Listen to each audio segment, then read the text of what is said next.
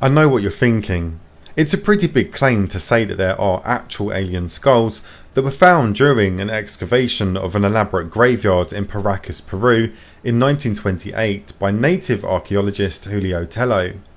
Initial DNA tests carried out by a geneticist in 2014 came up with unknown results. He found that they had mitochondrial DNA with mutations unknown in any human, primate or animal known so far.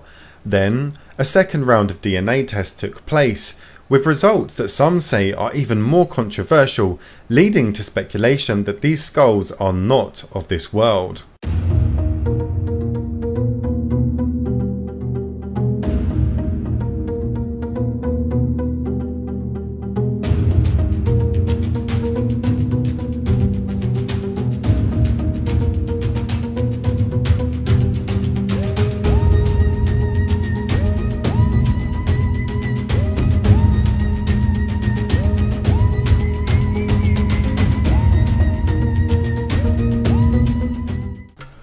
Paracas is a desert peninsula located on the south coast of Peru. It is here where Peruvian archaeologist Julio Tello made the astonishing discovery in 1928. A huge and elaborate graveyard containing the tombs filled with the remains of individuals who happen to have the largest elongated skulls found anywhere in the world. Due to the unusual shape and features of the Paracas skulls, there has long been speculation that they are extraterrestrial in origin, and many have hoped that DNA testing would prove that to be the case. The second round of test results stated that the skulls had Middle Eastern and European origin, which raised more questions over when man first travelled to the Americas, as these skulls are at least 3,000 years old. But James, you said these results were apparently controversial. Well, let me explain. The mystery pertains to the elongation of the skull. It is known that ancient civilizations did practice something known as cradle headboarding. That's where two pieces of wood or other hard objects are placed either side of the skull and then binded so that the skull becomes elongated. This was done during infancy whilst the skull was growing and maturing. However, cranial deformation caused by such practices only altered the skull and no other features in normal cases.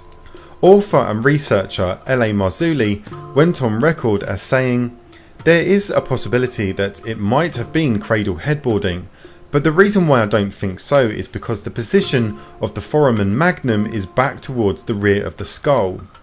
For those who are unsure what this is, it's the hole in the bottom of the skull in which the spine passes through.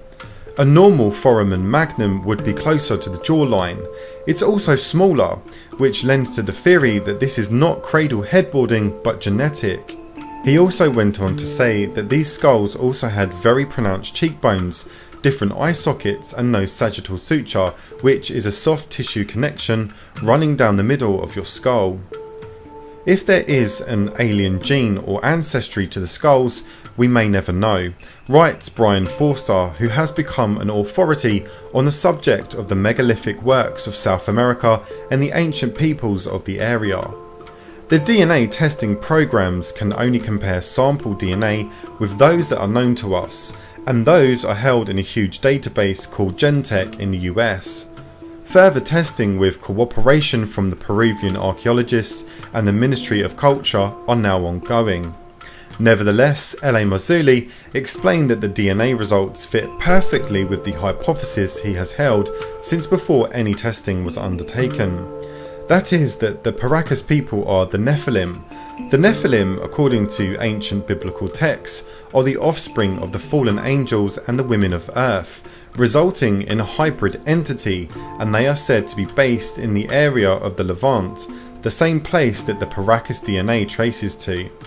Whether or not this hypothesis is correct, the results of the DNA tests are dramatic and history-changing, and further testing may help to unravel the complex history of the Paracas people. So, do you believe that these skulls are indeed alien in origin, buried here with the ancient Peruvian people they called their friends? Or was this a case of cradle headboarding that was just a little too excessive? Whatever the case may be, it is undeniable that these skulls have caused quite a stir among alien enthusiasts and skeptics. I am also quite astounded at how long these skulls have been discovered for, yet they have only just started to cause controversy in the last few years.